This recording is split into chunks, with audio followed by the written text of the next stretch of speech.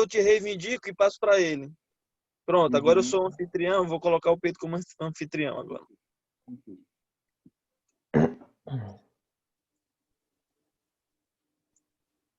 Antes de começar aqui a aula, eu queria primeiro parabenizar, né, o Daniel, né? Palmas aí pela aula, foi excelente.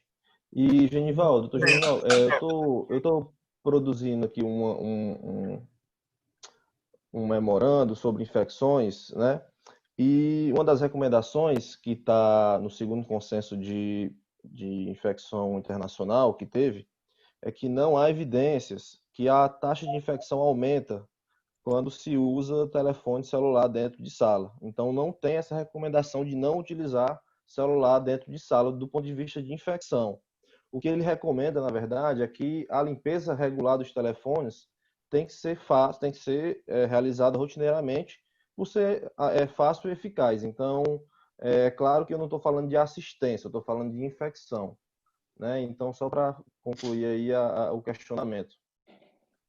Pedro, você está como anfitrião, pode compartilhar a tela. Pronto. Deixa eu apertar aqui.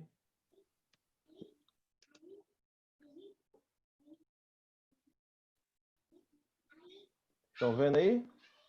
Uhum.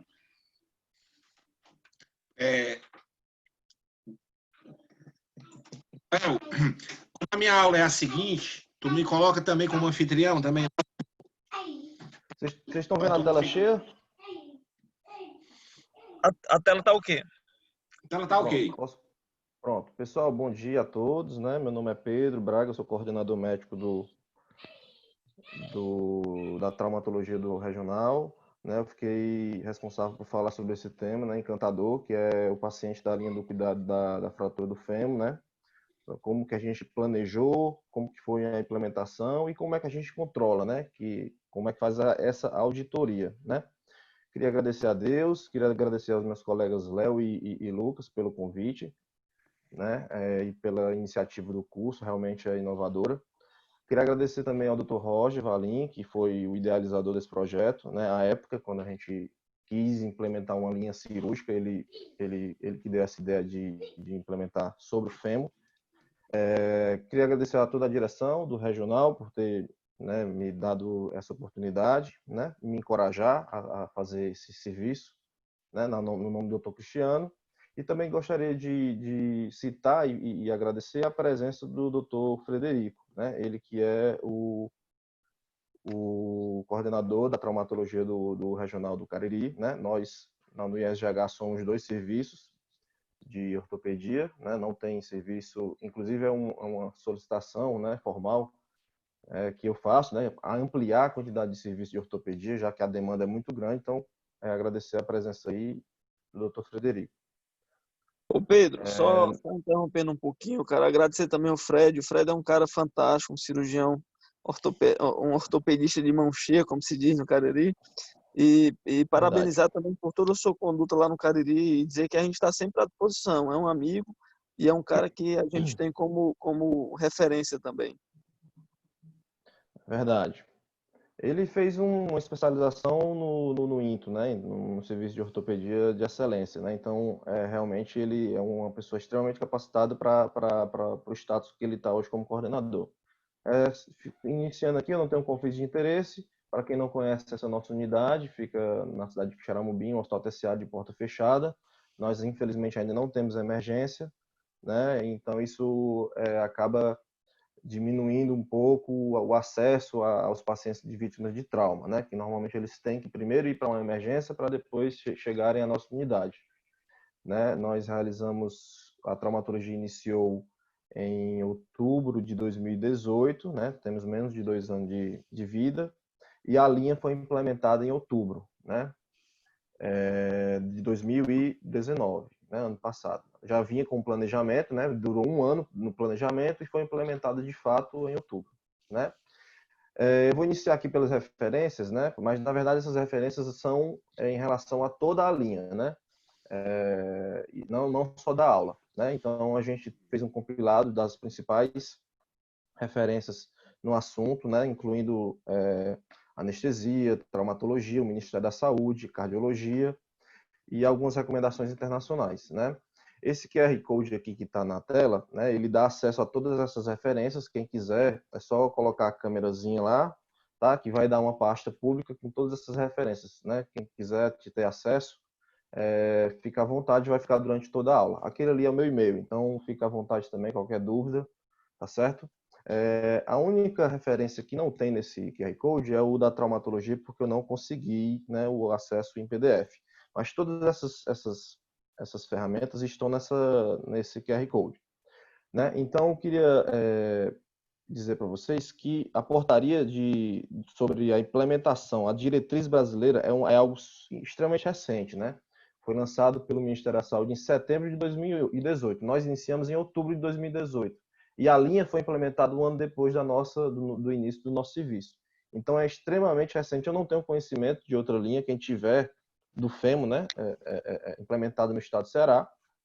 Eu também não tenho conhecimento de nenhuma outra linha implementada no Brasil. Então, quem tiver conhecimento, por favor, pode entrar em contato comigo para a gente trocar e bater um papo e trocar algumas ideias. Tá certo?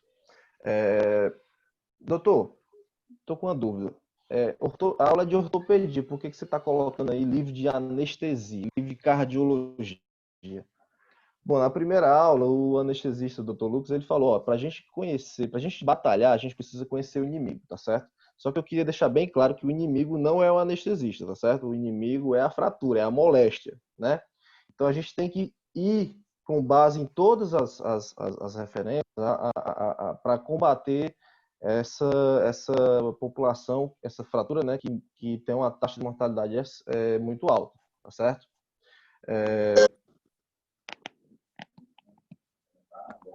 Passando aí.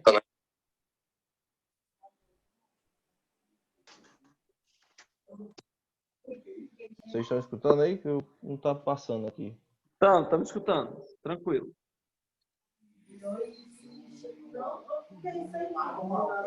Pronto.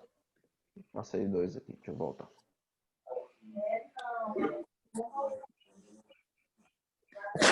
Então, o resumo da aula, basicamente, eu queria adiantar aqui,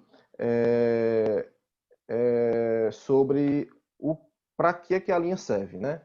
A linha serve para identificar uma pessoa, uma persona, que é a personificação do paciente vítima, né? Da fratura, né? E fazer com que a gente atue na janela de oportunidade, né? Que alguns chamam de janela terapêutica, principalmente quando está os colegas do AVC chamam janela terapêutica. Eu costumo, e a traumatologia costuma falar em janela de oportunidade. Né? Então, isso aqui é o resumão da aula. A persona, representada pelo idoso, a linha do cuidado, representada pelo tricô, e a janela de oportunidade, né? Representada pela janela.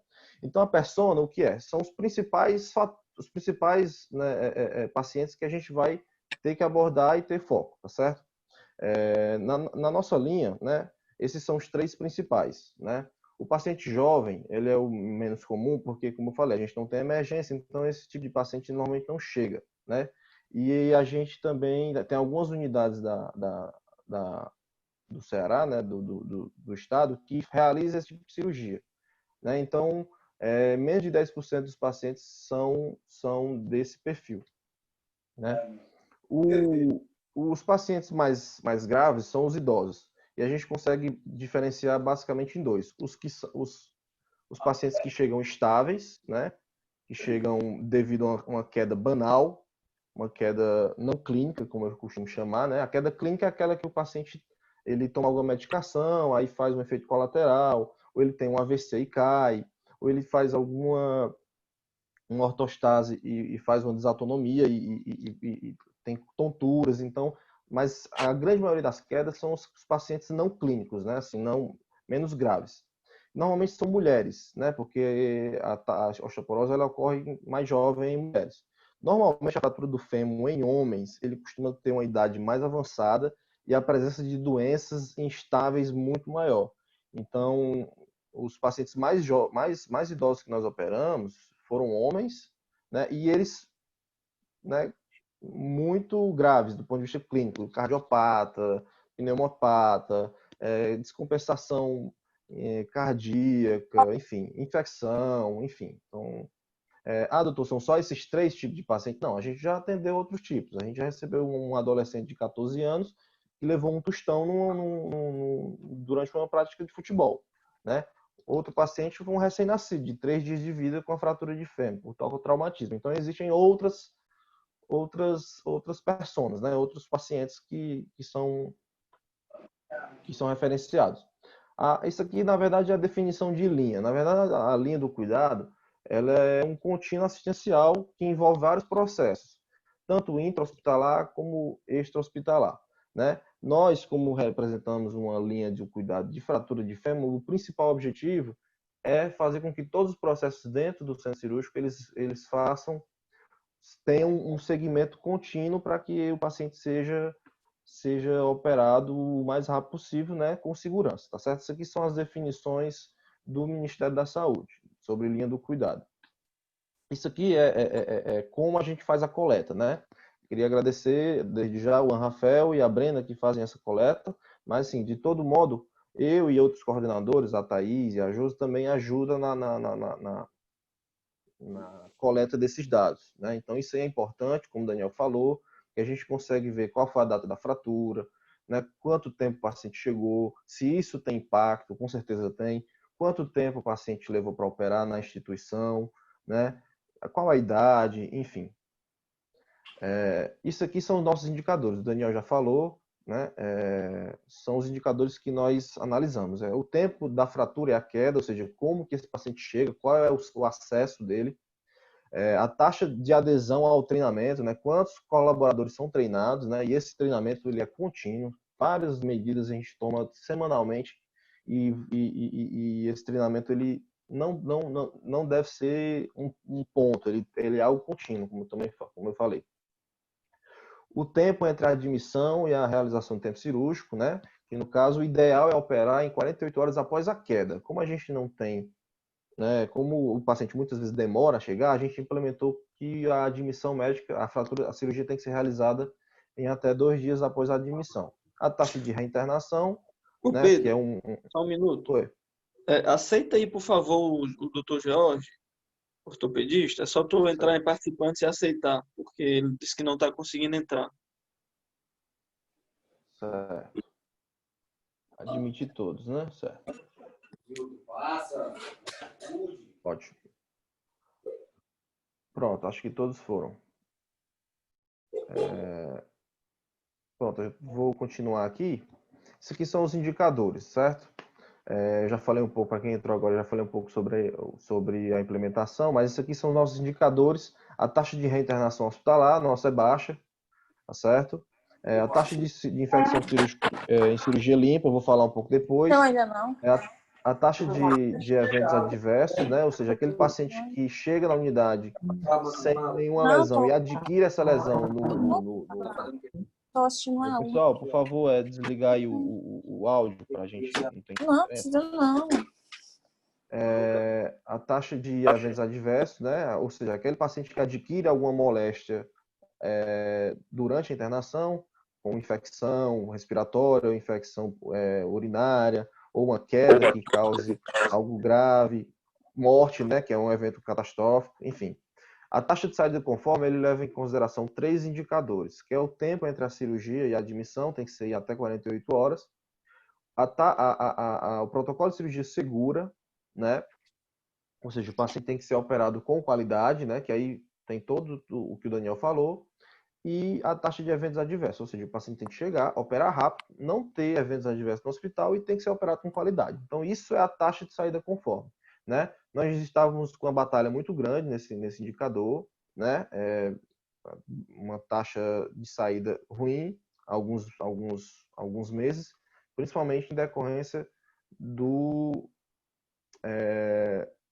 protocolo de cirurgia segura. E aí a gente fez a gente brigou, sentou, nos reunimos e conseguimos aumentar. Hoje essa nossa taxa está em torno de 80% a 85%, né? A taxa de saída conforme, né? O índice de mortalidade hospitalar, né, que hoje é bem baixo, né? A literatura fala em até 13% nos primeiros 30 dias. E a permanência, né? A permanência a gente avalia como percentual, como assim? Quantos pacientes ficaram mais de 7 dias? né? Hoje nossa taxa é em torno de 70%. Então, a taxa média do Brasil é em torno de 10 a 12 dias. Então, nós conseguimos fazer com que mais de 70% desses pacientes recebam alta com menos de 7 dias. Muitos operam e recebem alta em até 24, 48 horas. Então, isso é o que a gente está fazendo nesse curso, é fazer com que essa otimização cirúrgica ocorra. Tá certo? Isso aí é um dos gráficos, tá certo? Da análise, né? Esse é o ponto principal que eu queria chegar, é a análise do tempo entre a cirurgia, entre a admissão e a cirurgia, né? Nós estávamos num patamar de em torno de 70% nos últimos meses, e esse mês a gente conseguiu superar a nossa expectativa, né? Nós conseguimos em torno de 90% dos pacientes seriam operados com menos de 48 horas da admissão, né? Houve, infelizmente, uma redução na quantidade de cirurgias devido à pandemia, né? E à redução dos leitos, né? Isso impacta realmente, tá certo? Mas, de antemão, queria agradecer a todos, porque isso aí realmente impacta na vida do paciente, tá certo? Isso aí é uma representação, né, artística de um italiano, né, o Benedetto Erede, do século XVIII, sobre a queda de Jesus. O objetivo dessa imagem é mostrar a todos que em 30% dos pacientes idosos, né, que caem, eles morrem. Então, a queda precede, né, a morte em 30% desses pacientes idosos, em até um ano, tá certo? E eu costumo chamar, né, esse sofrimento, né, normalmente o paciente morre após o 10º dia. Então, ele entre o 10º e 30 dias. Entre o 10º e o 30º dia é o principal período em que ocorre a morte, né? Em torno, nos primeiros 30 dias, a taxa média é de 12 a 13%. Né? Para se ter uma ideia de mortalidade, né? O novo coronavírus, por exemplo, em idosos acima de 65 anos, ele tem uma taxa de mortalidade de 10 a 12%, né? Só para você ter uma noção de número, né? E eu costumo chamar essa queda, né, esse processo de morte desse paciente, né, de queda crucis. Por quê? Porque ele não só morre, ele morre sofrendo. Dói, uma morte lenta, dolorosa, né, e trágica, né, e traumática, né, porque é uma queda, né, então é um trauma. Né? O que acontece com esse paciente? Esse paciente, quando cai, ele sente dor, então ele não se alimenta direito, ele não ingere líquidos direito, né? O intestino já não funciona tão bem, porque ele não está se alimentando, risco de translocação bacteriana, né? O risco de ilho paralítico, insuficiência renal aguda, principalmente pré-renal, porque a ingestão de líquidos é menor, né? Hipovolemia, diminuição do retorno venoso, porque o paciente fica deitado, então corre risco de TVP, de TEP, né? Aumento da frequência cardíaca, ou seja, como está menos retorno venoso, o que acontece com o coração? A tendência é bombear mais para que mantenha o débito cardíaco. Então, o coração sofre, porque está com hipovolemia. Então, aqueles pacientes que já têm uma insuficiência cardíaca, eles sofrem mais, né? O paciente, ele tem um risco de broncoaspiração, né, maior, né, devido a ficar mais tempo deitado. Então, pneumonia, o clírice pulmonar é bem menor devido à impossibilidade de fazer ortostase, né? E um dos pontos principais é sobre delírio, né? Esses pacientes acamados, né? A gente que está em quarentena, a gente fica doido em casa, né? Então, imagina um pobre de um paciente idoso deitado na cama por horas, por dias. Eu já peguei pacientes com semanas de fratura. Então, esse paciente, ele faz delírio. Ele esquece, ele não conhece as pessoas, ele fica agressivo, né? E isso realmente é algo desesperador, porque a função neurológica é uma função vital. Então, quando a gente reconhece o delírio, a gente tem certeza que o juízo do cidadão está sofrendo, ou seja, o cérebro está tendo repercussão clínica daquele evento. Então, já é uma função vital que está sendo deletéria. Então, não só como as outras que eu citei, o intestino, a urina, né, o risco de ITU, né, que é infecção do trato urinário, devido, né, à diminuição, né, da urina. Né? Recapitulando aí, né, A taxa de mortalidade, ela é, no primeiro mês, em torno de 13%, isso é o dado da SBOT, tá certo? Da Sociedade de Traumatologia, né? É esse dado aí de que o risco aumenta após as 48 horas. Então, existe um aumento de chance de morrer em 44% no primeiro mês, se o paciente tiver uma cirurgia ocorrida após as 48 horas, né? O risco de complicação e evento, seja ele leve, moderado ou grave, ou seja, uma complicação do ponto de vista cirúrgico, esse risco nesses pacientes é em torno de 50% a 60%. Os recentes dados mostram que existe uma chance de sequela grande, seja ela leve ou grave, né? E o retorno, o retorno completo à funcionalidade prévia, ou seja, em idosos, né? Não falo em adultos jovens, mas em idosos é praticamente nulo. Como assim, doutor? Se a fratura do fêmur em idoso, se ela não mata, ela aleja. Porque o paciente ele vai ter algum grau de funcionalidade de perda de função. Ou ele vai ter um encurtamento do membro, ou ele vai ter uma diminuição de força abdutora, ou uma força de joelho, né, uma força de musculatura da coxa, ou vai ter uma redução da mobilidade, ou ele vai passar a andar de muleta, ou ele vai ter algum distúrbio, ou ele não vai conseguir mais andar, acontece. Ah, doutor, você nunca viu algum paciente? Sim, já vi pacientes idosos voltarem à funcionalidade prévia, mas os últimos estudos que eu vi mostram que é menos de 1% esses pacientes. Então, realmente, e isso também vale a pena lembrar que se operado em 48 horas, a chance de voltar às funções prévias nesses pacientes é maior, óbvio, né? Isso aqui são nossos protocolos, eu vou tentar falar rapidamente sobre cada um, né? Porque isso aí foi os planos de melhoria que a gente tomou para tentar fazer com que esses pacientes entrassem nesse processo. O primeiro foi o protocolo de normatização do fêmur regulado, que é o PENOFRE, uma homenagem a nossa paciente, nossa primeira paciente que faleceu, né? Eu dei esse nome a esse protocolo.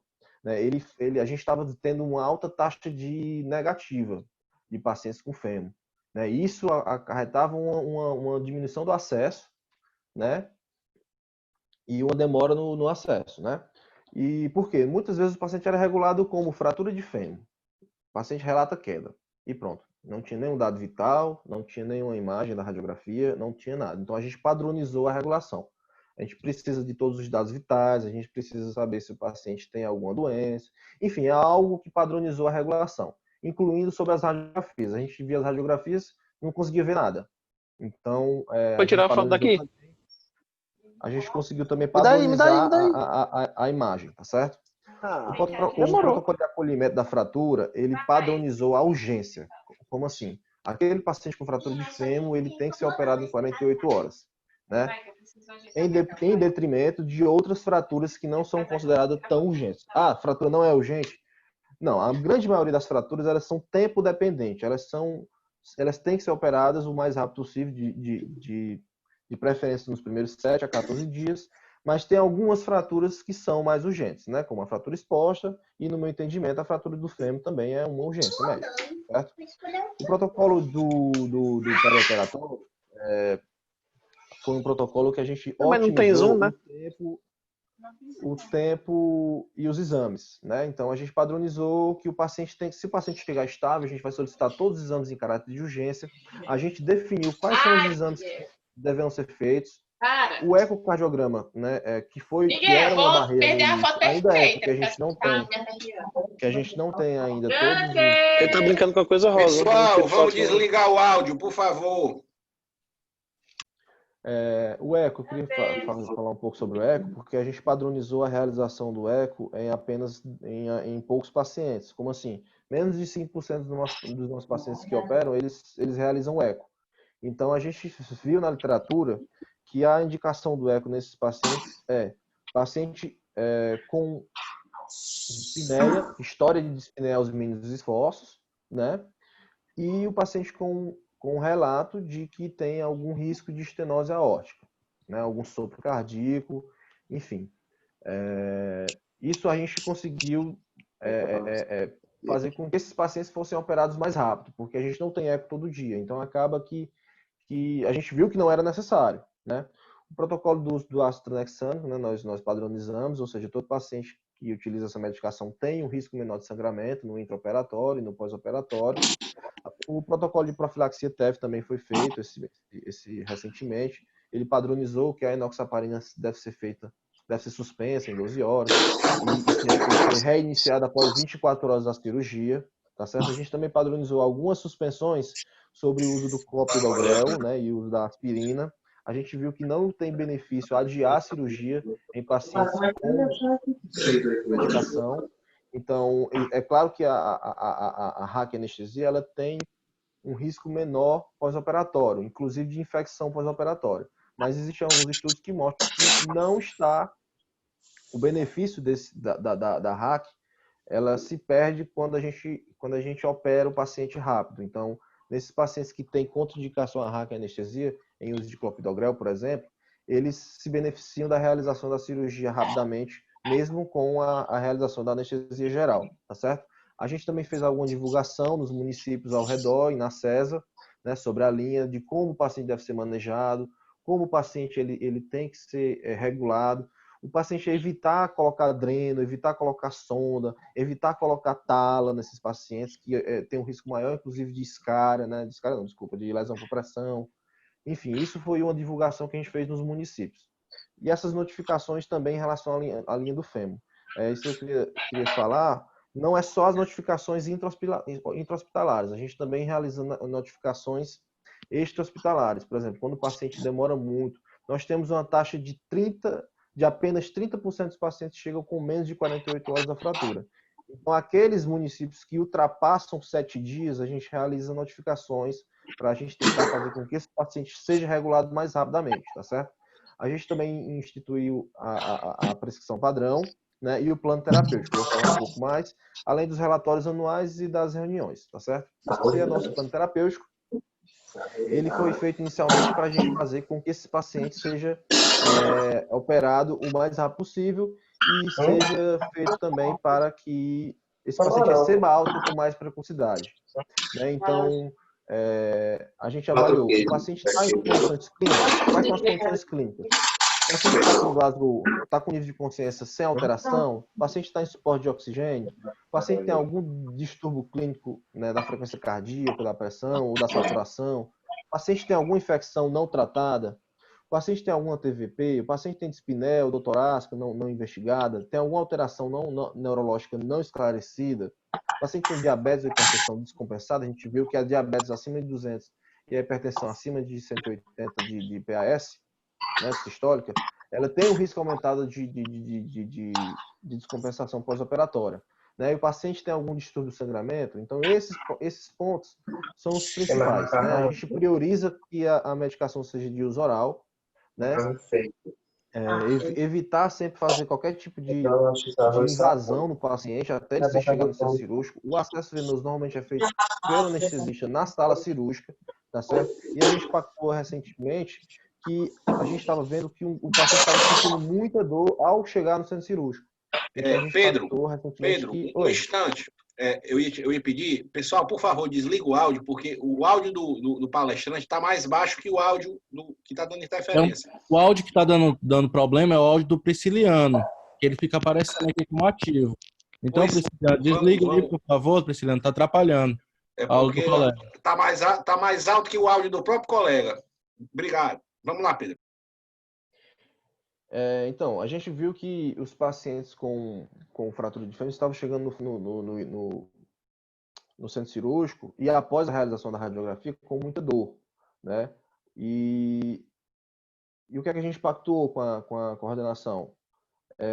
Que os pacientes deveriam ir diretamente pelo leito. Como é que está sendo feito? O paciente chegava, pegava uma maca, colocava o paciente na maca. Chegava no centro cirúrgico, colocava em outro leito.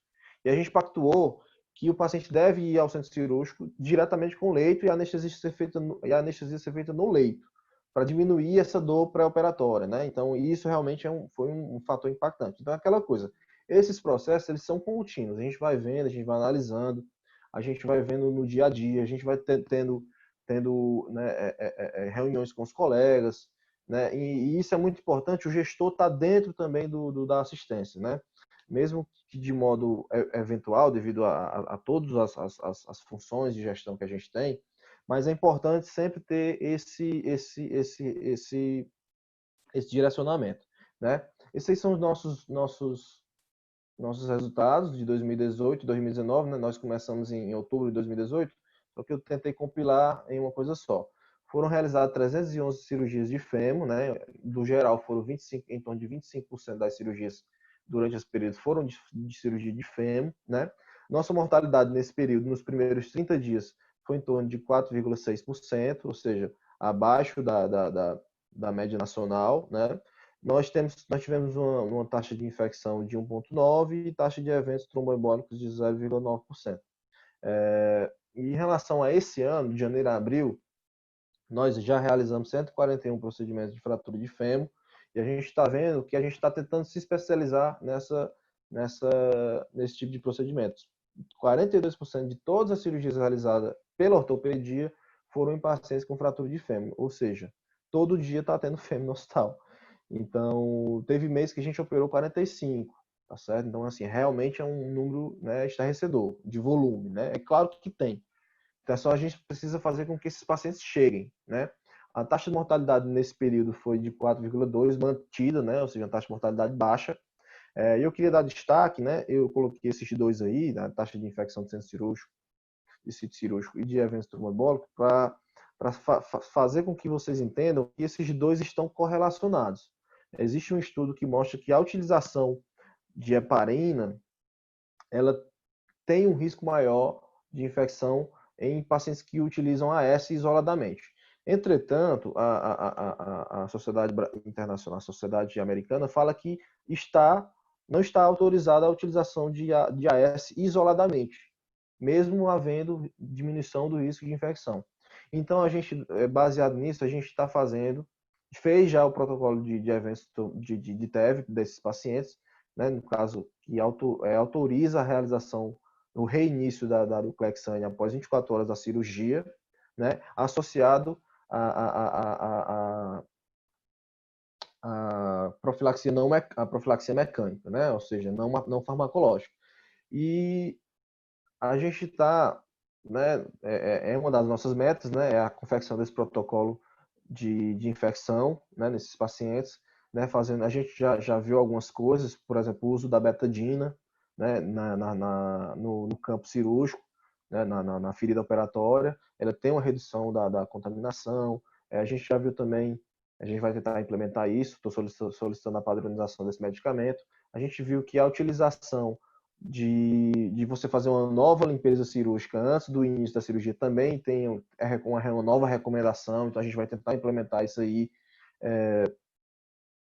Enfim, eu estou fazendo ainda o protocolo e depois eu repasso para vocês, né? E essas são nossas metas, né? Aumento do perfil da unidade, da aquisição de implantes, né? Toda instituição pública, né? Ela tem né, que trabalha com ortopedia, ela tem essa dificuldade de aquisição de implantes, né? Então, essa é uma das nossas metas.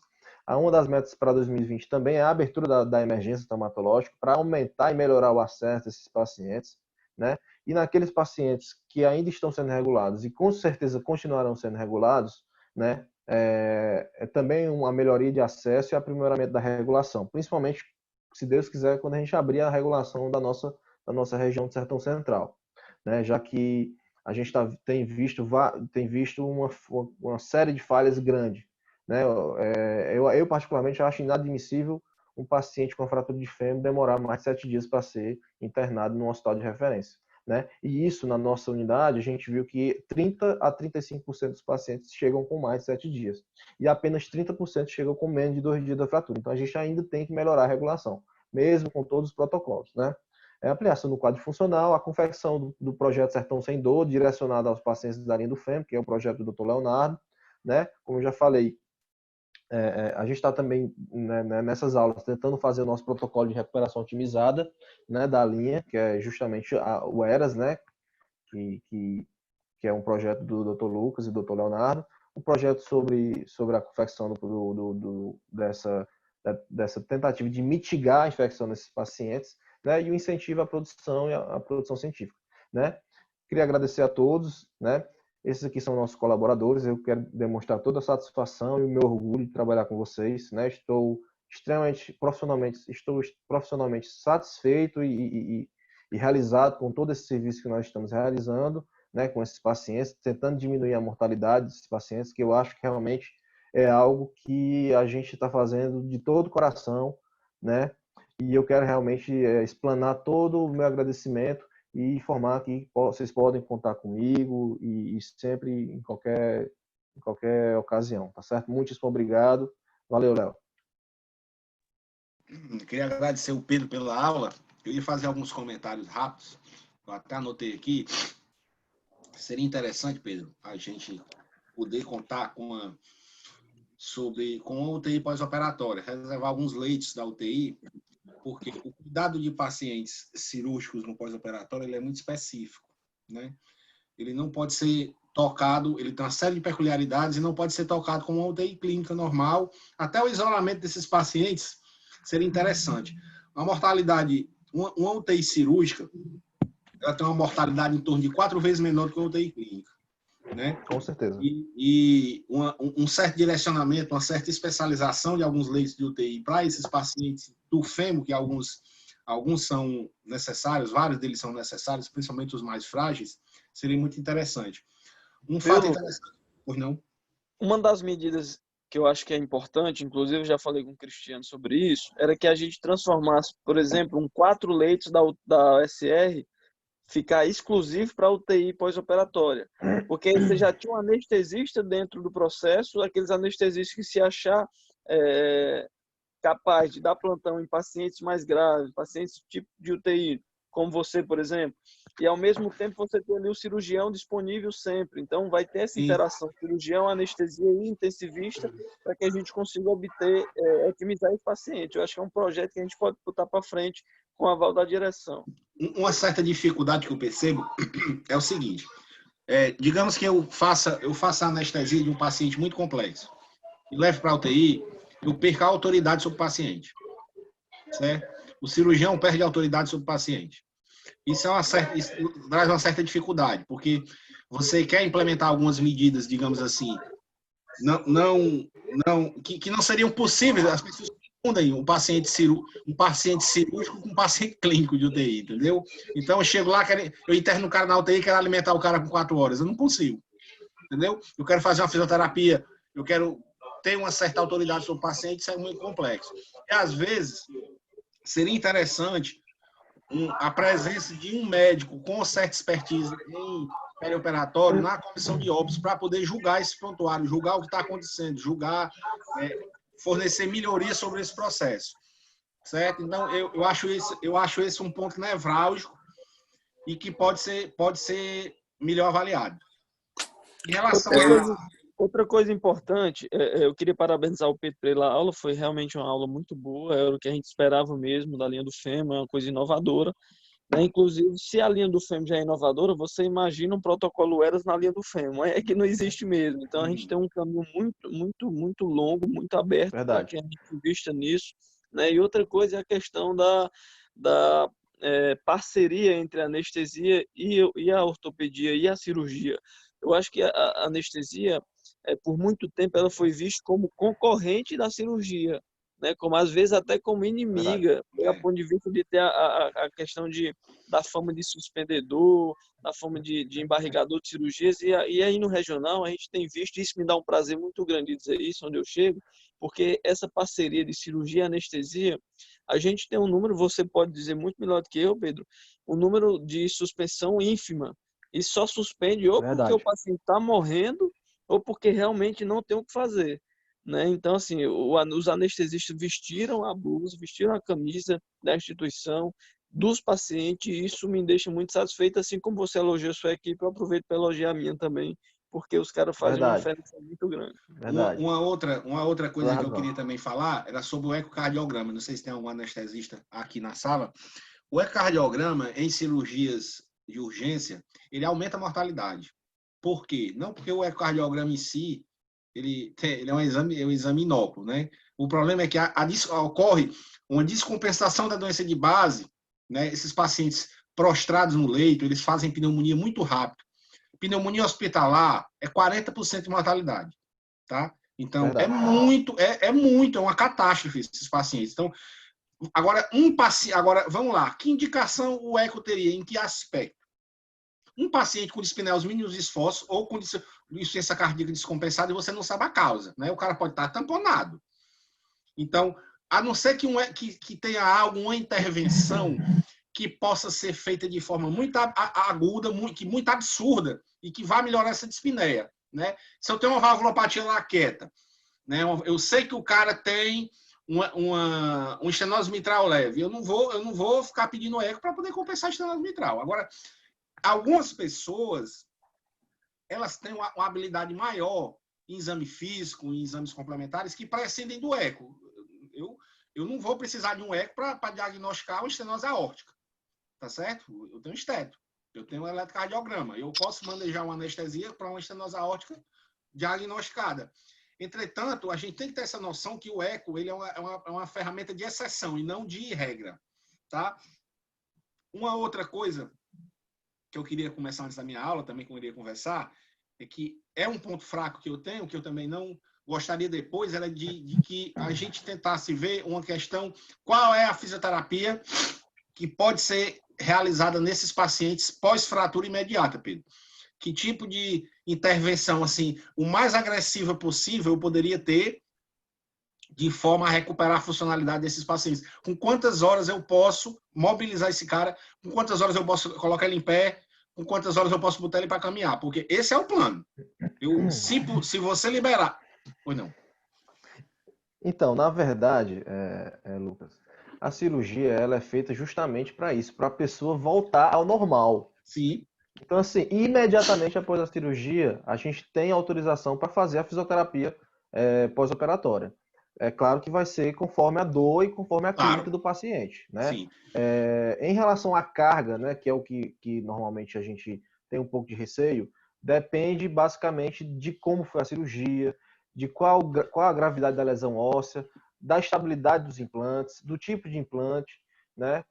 Mas de um modo geral, a gente autoriza carga parcial conforme tolerância, com uso de órteses, 2 muletas preferencialmente, ou andador, né? Desde que o paciente consiga segurar, né? Ele tem que ter força nas mãos, né? Sempre acompanhado de alguém, um fisioterapeuta ou um médico. Então, assim, de um modo geral, a fisioterapia e a reabilitação ela tem que ser feita de imediato. Então, assim, não existe, eu tenho medo, não vou pegar. Não, não é isso. É óbvio que se o paciente tiver com algum sangramento ativo, ou se tiver, mas que não é o que acontece na maioria das vezes, né? Ou com uma dor insuportável, tem que ser chamado o médico para avaliar. Mas, de um modo geral, essa é a recomendação. Outra coisa que eu queria só comentar aqui, que o Léo falou, a gente tem uma parceria muito grande entre o anestesista e o cirurgião, né, o ortopedista, né? E a gente viu que nessa linha,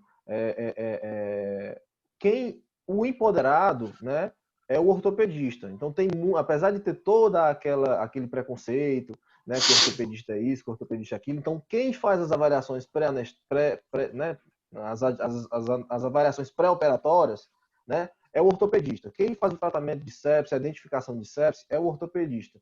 Quem faz o tratamento de pacientes com infecção, quem faz o tratamento da TVP, quem faz toda a avaliação é o ortopedista. Então, ainda existe um certo preconceito, né? Mas assim, a gente viu, né, com base na literatura, que existe, né, maneiras e fluxos a serem seguidos para que o ortopedista se empodere desse processo. Até porque quem melhor sabe tratar um paciente com fratura de fêmur é o ortopedista, de um modo geral, né? Então é isso que veio para ficar. O Ministério da Saúde implementou, né, no Brasil em 2018, né, em setembro de 2018. Então eu acho que isso é algo a ser implementado na maioria dos hospitais do Brasil, tá certo? Ô Pedro, o doutor Fred quer fazer umas perguntas aí. Pode ficar à vontade, Fred. Bom dia. Eu queria agradecer o convite aí, viu? Uma aula brilhante aí, muito boa reunião, tema muito importante e fico orgulhoso, viu, aí de vocês, serviço jovem, né? Eu tive um tempo atrás no regional aqui no Cariri, depois me desliguei do hospital e retornei há uns 2 anos e meio e Fico impressionado com a desenvoltura do serviço aí. A gente só escuta elogio daqui. E eu conheço alguns colegas e fico muito orgulhoso do ISGH como um todo estar desenvolvendo esse trabalho aí.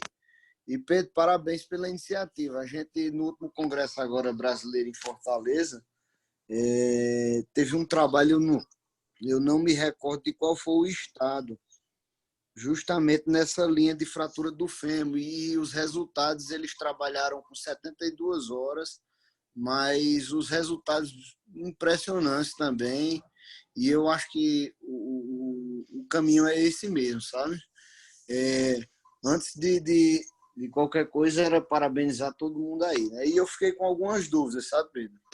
Tá me escutando? Pode falar.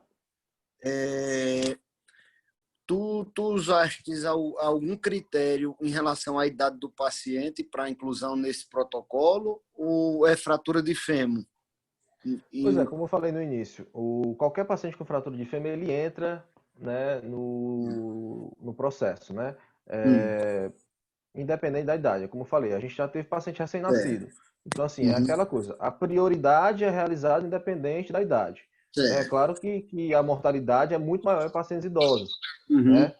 Mas todo paciente ele entra na linha. Essa mortalidade, inclusive, é em relação a todos os pacientes. Então, a gente, como eu falei no início, é menos de 10% dos nossos pacientes, né? Inclusive os anestesistas podem até corroborar, menos de 10% dos nossos pacientes são pacientes com fratura de fêmur jovem.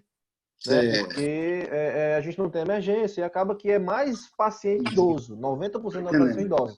Essa mortalidade de 4,9 que eu coloquei ali deve ser 10% maior, né? Se a gente tirar só os idosos, né? Então, só queria fazer esse comentário. Outra coisa, nos pacientes nos idosos, sabe? Especificamente nos idosos, aqui nós temos uma dificuldade porque